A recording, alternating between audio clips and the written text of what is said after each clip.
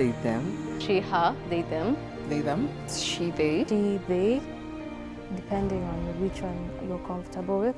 Uzima Camp literally is a holistic place where you get to heal, and not just heal, but also you get to have a lot of information, and you know, this is something that you get to use as a skill to navigate, you know, just not just life about queer people, but also as a person who stays in Kenya. We curate a space where there's a lot of community, where we're pulled aside from our daily lives and away from every single, you know, like people generally.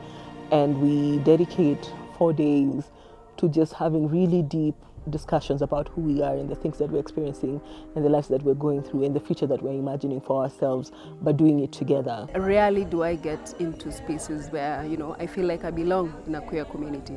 So the fact that there's a community, there's a movement that is really organizing around, that is one reason as to why I applied for Uzima Camp. I think one of the things that is really important to me is that Uzima Camp really relies on the expertise and the experience of the people within the camp, right? Like we really try our best to stay away from resources that are, you know, like that are experts in the field, because we realize that our lives and our realities are really what the expertise is, right? The first session about consent, it shed a lot of light to many things that were in the grey area. I wasn't sure if it's consent or not consent.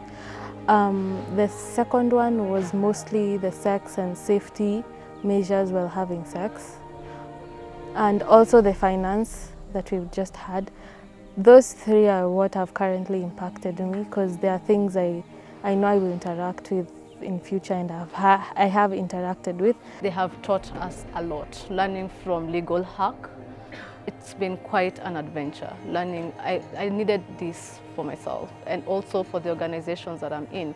It's a matter of learning and sharing this information that we are getting from here. I have power.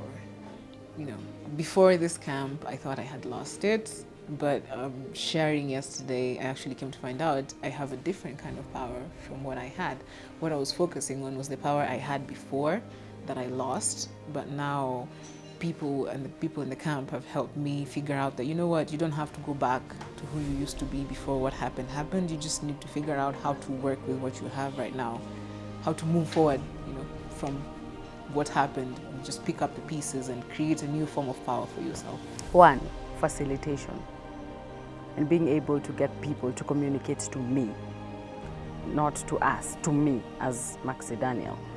Two, the other tool that I'm taking with me is the ability to share.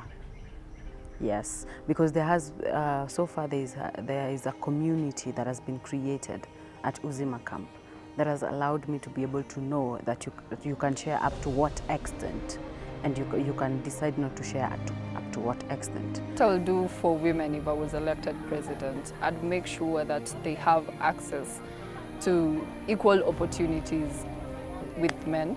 I'd also have them have access to better medical care, access to free abortion, access to matters reproductive health. In terms of empowering women, again, I'll still insist, changing policies is the biggest thing that, it is the biggest win that we'll have. Ensuring that we have progressive policies that are community inclusive.